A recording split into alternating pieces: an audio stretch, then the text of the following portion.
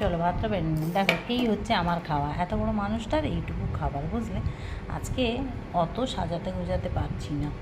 Just এটা কি বলো তো, আলু আর লাউয়ের বাখল ভাজা, ঠিক আছে। আর এই হচ্ছে লাউ দিয়ে আলু বড়ি দিয়ে বেশ ভালো মাখা মাখা একটা তরকারি, সেই আমার হাতের যে মশলা বড়ি বানিয়েছিলাম তোমাদের সাথে শেয়ার করেছি, সেই বড়ি দিয়েই আজকের তরকারি।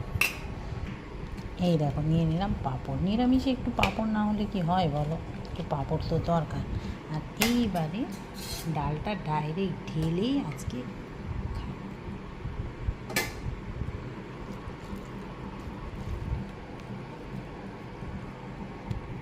সকালে পুজো দিতে গেছিলাম, এসেই সব কাজকর্ম করেছি, শাড়িটা আর খুলিনি, যেহেতু আজকে গরমটা কম না, ওই জন্য শাড়ি খোলার আর সেই